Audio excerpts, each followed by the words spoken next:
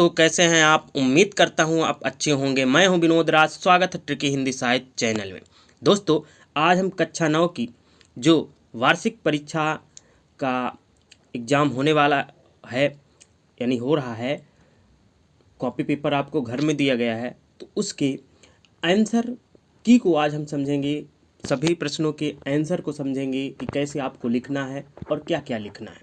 तो चलिए पढ़ते हैं आज हम कक्षा 9 की वार्षिक परीक्षा पेपर का आंसर। तो चलिए देखते हैं। उससे पहले यदि मेरे आप चैनल को सब्सक्राइब न किए हो तो सब्सक्राइब कर दे, बेल आइकन प्रेस कर दे, जिससे आपको आने वाली वीडियो की नोटिफिकेशन मिलती रहे। वीडियो को लाइक करिए, कमेंट्स करिए, वीडियो को अपने दोस्तों तक शेयर जरूर करें। चलिए देखते हैं। हम केवल आंसर बताएंगे, आप देख लीजिएगा। इसमें रिक्त स्थान की पूर्ति में है, तो इसमें पहले में हो जाएगा मेरे नाना पक्के साहब माने जाते थे। कमाई में प्रत्यय कौन था? आई प्रत्यय है। जो अधिक बोलता है उसे बाचाल कहते हैं। पंचवटी ये मैथिली शरण गुप्त का एक खंड काव्य है। ललद्धत कश्मीरी भाषा की लोकप्रिय कवित्री हैं, तो यहाँ पे कश्मीरी हो जाएगी। सही विकल्पों में देखिए, लेखिका ने अपनी नानी को क्यों नहीं देखा? क्योंकि वो स्वर्ग चली गई थी, यानी उनकी देहांत हो गया था। कबीरदास जी की प्रमुख रचना कबीर ग्रंथावली है, ठीक है ना। हालांकि बीजक भी मानी जाती है, लेकिन बीजक कबीरदास की नहीं है। इनके शिष्य जो थे धर्मदास, उन्होंने इनके काव्यों का संकलन करके लिखा था। तो इनकी रचना जो हो जाएगी कबीर ग्रंथावली। जो पढ़ा लिखा ना हो उसे क्या कहते हैं? अनपढ़ कहते हैं। काव्य की शोभा बढ़ाने वाले तत्व को क्या कहा जाता है? अलंकार कहा जाता है। कोयल अपने चमकीले गीत क्यों तैरा रही है? क्योंकि इस काले संकट सागर पर मरने हेतु वो चमका रही है, ठीक है ना। हालांकि यहाँ पे कायरता दिखाने और प्रसन्न भी बहुत हद तक मिलता है, लेकिन ये इसका उत्तर सही होगा। एक वाक्य में उत्तर देने के लिए, हिंदी गद्य साहित्य का इतिहास कब से प्रारंभ माना जाता है? तो ये सन 1900 से। और वैसे तो गद्य साहित्य की शुरुआत 1843 से ही हो गई थे, लेकिन आप यहाँ पर लिखना 1900 से। श्रृंगार रस का स्थायी भाव रति। कैदियों के हाथ में क्या होता है? हथकड़ियाँ। एकांकी में कितने अंक होते हैं? 1 अंक होते हैं। प्राचीन काल में किस कला का अभाव था? तो वह मुद्रण कला का अभाव था, ठीक है ना।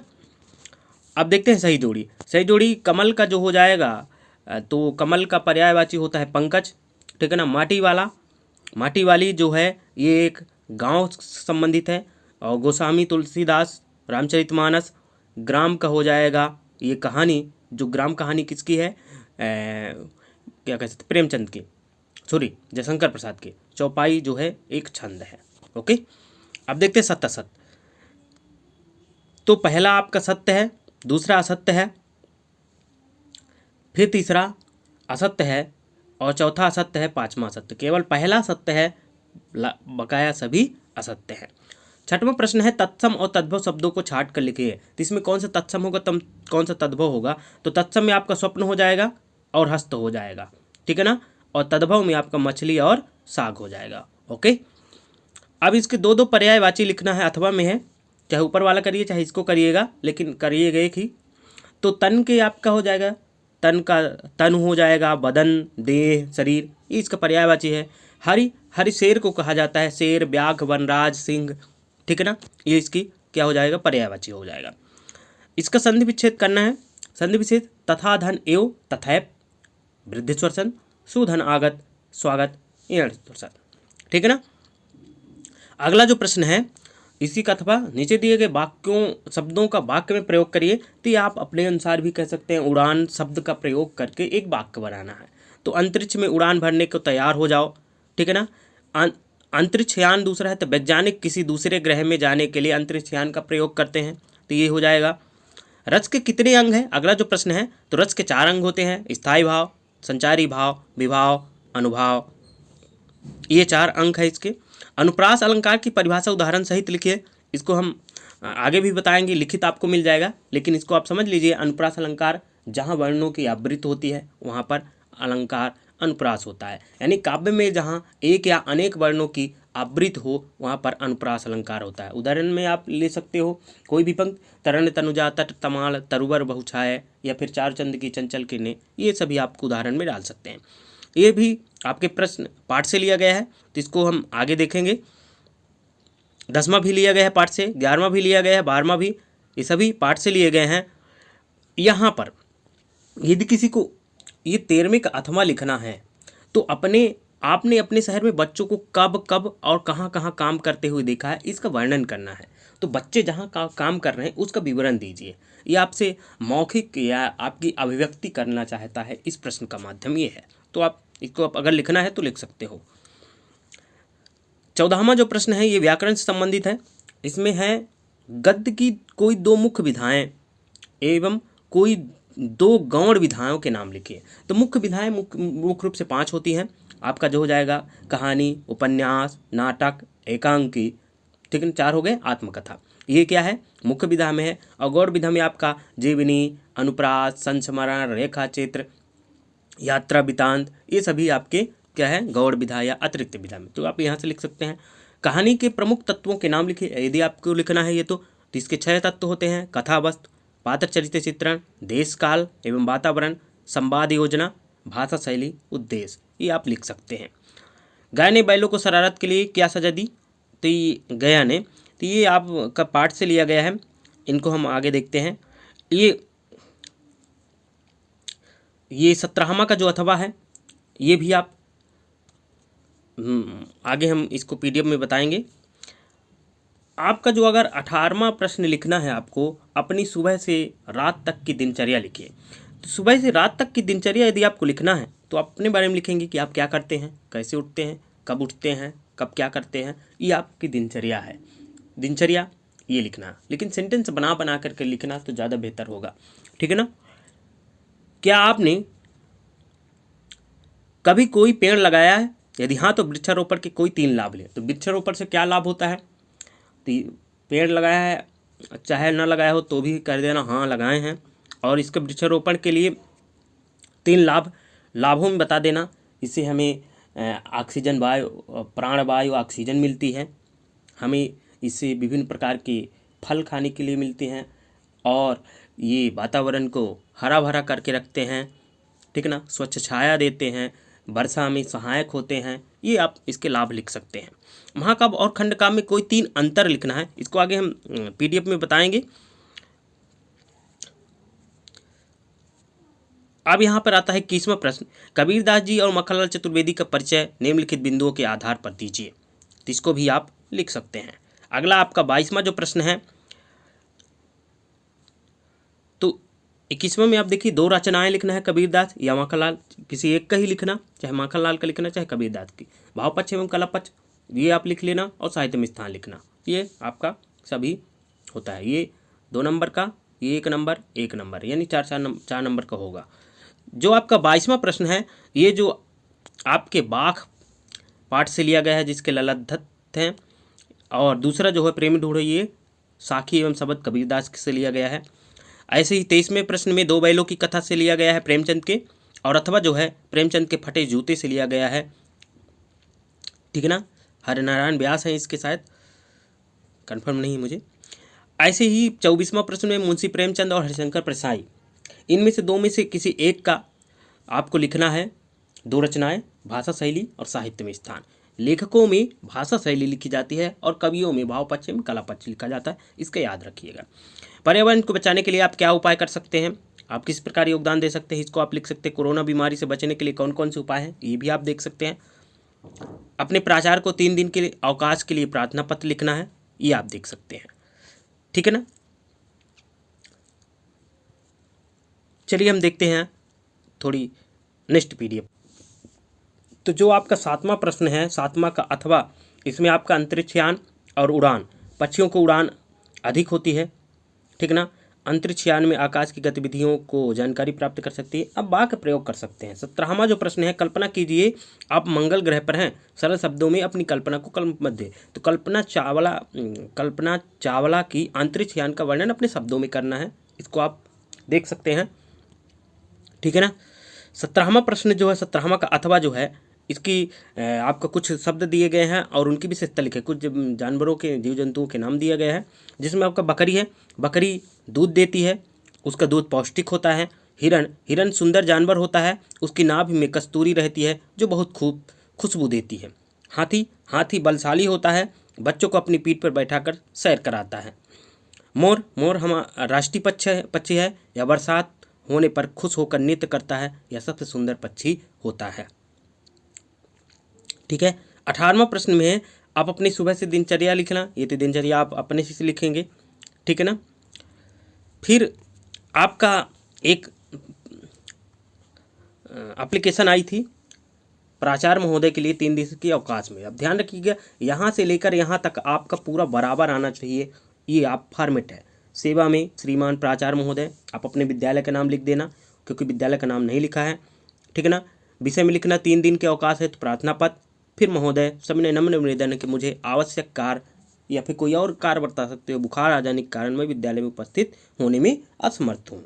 तो मुझे दिनांक 3 दिन का है ना, तो ऐसे भी लिख सकते हो 3 दिन की मुझे छुट्टी देने की, अवकाश देने की कृपा करें, या फिर दिनांक इतने से इतने दिन तक आपको छुट्टी देने की कृपा करें। आपका आज्ञाकारी छात्र छात्रा, यहाँ पर आप नाम लिख भी सकते हो और नाम नहीं भी लिख सकते हो, बेहतर होगा। कापी घर में दी गई है इसलिए आप नाम लिख देना। फिर इसी में अथवा में जो है तो अपने मित्र के जन्मदिन के लिए है, तो आप ये वीडियो स्किप करके इसको आप लिख सकते हो, ठीक है ना। अब आता है आपका अगला जो, तो निबंध लिखने के लिए आता है। तो निबंध में 2 तरह के, एक 7 नंबर का जो है तो उसमें पूरा आपका पूरा डिटेल लिखना है, और एक आता है 3 नंबर का जिसमें आपका ये विज्ञान का चमत्कार भी है। तो केवल उस 3 नंबर वाले में आपको यही लिखना है। ये जो हेडिंग बनी हुई है, वीडियो को स्किप कर करके आप देख करके लिख लेना। नेक्स्ट बढ़ते हैं। ये देखिए गद्यांश, ये है 27वां प्रश्न का जो है, तो इसको आप उत्तर में देखिएगा। इसका जो पहला उपयुक्त गद्यांश का उचित शीर्षक, तो खेलों का महत्व हो जाएगा। फिर भारतीय खेलों की सबसे बड़ी विशेषता क्या है, तो भारतीय खेलों की सबसे बड़ी विशेषता है कि उन्हें बिना किसी खर्च के खेला जा सकता है। फिर सारांश लिखने के लिए आया है, खेलों के द्वारा न केवल मनोरंजन होता है बल्कि शरीर भी स्वस्थ रहता है। यही कारण है कि आदिकाल से ही खेलों की परंपरा रही है। इस क्रम में भारतीय खेलों जैसे कबड्डी, खो खो आदि को बिना किसी खर्च के भी खेला जा सकता है। प्रसन्नता की बात है कि इन खेलों को अंतर्राष्ट्रीय स्तर में भी मान्यता प्राप्त हो गई है। तो ये उत्तर हो जाएगा 27वां का। नेक्स्ट जो प्रश्न है आपका, ये 15वां प्रश्न जो है, 15वां प्रश्न, गाय ने बैलों को शरारत के लिए क्या सजा दी, तो गाय ने बैलों को शरारत के लिए बहुत मारा। गया ने बैलों को शरारत के लिए बहुत मारा, उन्हें खाने के लिए चिकनाई व चारा भी नहीं दिया, सूखा भूसा खाने के लिए दे दिया। तो इसका उत्तर ये हो जाएगा। फिर 15वां जो है, तिब्बत की महिलाओं की क्या विशेषता है, तो तिब्बत की महिलाएं पर्दा नहीं करती थी, वो ईमानदारी से चाय बनाकर देती थी, अपरिचित पर भी विश्वास करती थी। 16वां जो है, लॉरेंस गौरैया के विषय में क्या क्या बातें कर जानती थी, तो लॉरेंस गौरैया के विषय में यह जानती थी कि गौरैया छत पर लॉरेंस के पति के साथ अधिक समय बिताती थी। यही कारण था कि लॉरेंस गौरैया के बारे में ढेर सारी बातें जानती थी। 16वां का अथवा जो है, लोग फोटो खिंचवाने के लिए क्या क्या उधार मांग लेते हैं और क्यों, तो लोग फोटो खिंचवाने के लिए जूते, कोट, मोटर के साथ साथ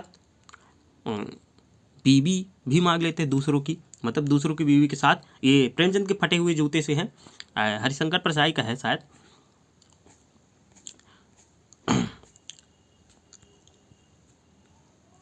यहाँ पर नहीं है। अगला प्रश्न जो है 15वां, पर्यावरण को बचाने के लिए आप क्या योगदान दे सकते हैं। यहाँ से आप वीडियो भी स्किप करके लिख लेना, ये दोनों का, चाहे आप 25वां लिखना चाहे 25वें का अथवा लिखना। 25वें के अथवा में कोरोना बीमारी से बचने के लिए क्या उपाय दिए हैं, तो ये आप वीडियो को क्या करना, स्किप कर करके और लिख लेना, ठीक है ना, रोक कर वीडियो को लिख लेना। चलिए नेक्स्ट बढ़ते हैं। यहाँ नहीं है, ये देखिए, ये 25वां में जो है, आप 24वां प्रश्न है, मुंशी प्रेमचंद की क्या लिखना है, ये वाला पूरा यही लिख देना है। आपको वीडियो को रोक करके यहाँ तक आप लिख लेना, चाहे इनकी लिखना प्रेमचंद की, चाहे हरिशंकर प्रसाई की लिख लेना, चाहे उनकी चाहे इनकी, दोनों के नहीं लिखना, किसी एक का लिखना है, ठीक है ना। इसी तरह आपका जो 23वां प्रश्न है, 23वां का उत्तर यहाँ से है यहाँ तक, तो आप यहाँ से लिखना संदर्भ में। संदर्भ को और थोड़ा बेहतर बना सकते हो। प्रस्तुत गद्यांश हमारे पाठ्य पुस्तक क्षितिज से लिया गया है, क्षितिज भाग 1 से लिया गया है, भाग 1 के पाठ 2 बैलों की कथा से लिए गए, जिसके लेखक कौन है, मुंशी प्रेमचंद है। प्रसंग में लिख लेना व्याख्या और विशेष, ठीक है ना। इसी तरह उसका अगर अथवा आपको लिखना होगा, चाहे उसको लिखना चाहे इसको, तो इसको ये आप यहाँ से वीडियो स्किप करके रोक करके देख करके लिख लेना। ओके, चलिए नेक्स्ट बढ़ते हैं। नेक्स्ट जो प्रश्न है आपका,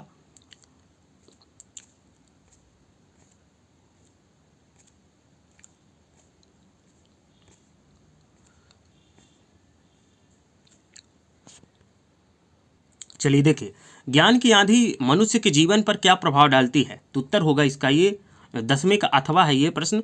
ज्ञान की आंधी से मनुष्य की काया से कपट, मोह, माया, लोभ, छल आदि की भावना की समाप्ति हो गई और उनका शरीर अत्यंत निर्बल हो गया, ये उत्तर हो जाएगा। 9वां जो है, मानसरोवर से कवि का क्या आशय है, तो मानसरोवर से कवि का आशय मन रूपी पवित्र सरोवर से है, जिसमें मनुष्य के मन में स्वच्छ विचार रूपी जल भरा है, ठीक है ना, ये उत्तर हो जाएगा। कच्चे सकोरे का क्या अर्थ है, 9वें का अथवा प्रश्न है ये। कच्चे सकोरे का अर्थ है मिट्टी के छोटे छोटे कच्चे पात्र जो पानी भरने या तनिक सी ठेस लगने पर भी नष्ट हो जाते हैं। जो 17वां है, 17वां का अथवा सॉरी 8वां का अथवा जो प्रश्न है, अनुप्रास अलंकार, इसको तो मैं बता दिया है। काव्य में जहाँ कोई वर्ण एक से अधिक बार प्रयोग में आए वहाँ अनुप्रास अलंकार होता है, अर्थात जहाँ वर्णों की पुनरावृत्ति से चमत्कार उत्पन्न हो या वर्णों की आवृत्ति हो, वहाँ पर रघुपति राघव, राजा राम, पतित पावन सीताराम, ये उदाहरण हो जाएगा। अगला 13वां जो प्रश्न है, गोपियाँ किसका रूप धारण करना चाहती है और क्यों, तो गोपियाँ श्री कृष्ण का रूप धारण करना चाहती हैं क्योंकि वे श्री कृष्ण से अन्यन्य प्रेम करती हैं। उनकी प्रत्येक प्रिय वस्तुओं के प्रति उनका अनुराग है, उनका प्रत्येक वस्तुओं से के प्रति क्या है, अनुराग है, अतः वह श्री कृष्ण का रूप धारण कर कृष्णमय हो जाना चाहती हैं। ओके, अगला जो प्रश्न है 12वां, कवि को कोयल से ईर्ष्या क्यों हो रही है, तो कवि को कोयल से इस बात पर ईर्ष्या हो रही है कि कोयल हरे भरे वृक्ष की डाल पर रहती है, उसके उड़ने फिरने के लिए संपूर्ण आसमान है, जबकि कवि एक छोटी सी 10 फुट लंबी चौड़ी काल कोठरी में एक कैदी का जीवन व्यतीत कर रहा है।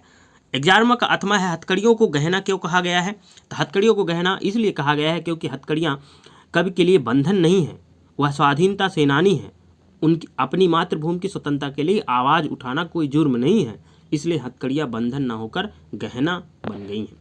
10वें का उत्तर जो होगा, जीवन की उमंग से बच्चे वंचित क्यों हैं, तो सामाजिक और आर्थिक विषमता के कारण कामगार बच्चे जीवन की उमंगता से वंचित हैं।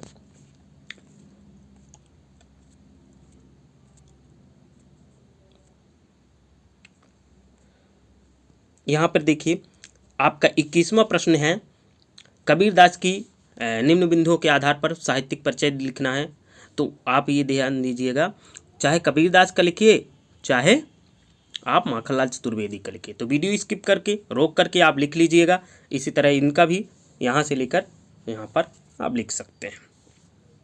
25वां आप ये देख लीजिएगा, 25वें के अर्थ अगर आपको लिखना हो, चाहे इसका लिखना है, तो ये आप संदर्भ अपने से ही बना सकते हो। प्रस्तुत पद्यांश हमारी क्षितिज भाग 1 पाठ्य पुस्तक के पाठ कबीर की साखियाँ एवं शब्द से लिया गया है, ठीक है ना। प्रसंग इसका ये है, अर्थ इसका ये है, और अन्य भाव या विशेष में लिख सकते हो, ये लिख देना, ठीक है ना। उसी तरह अथवा अगर लिखना होगा तो आप लिख लीजिएगा ये,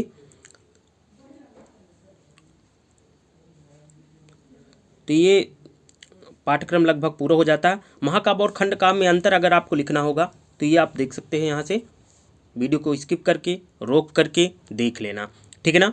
रस के अंग हम बता ही दिए हैं 8वें का उत्तर, ठीक है ना।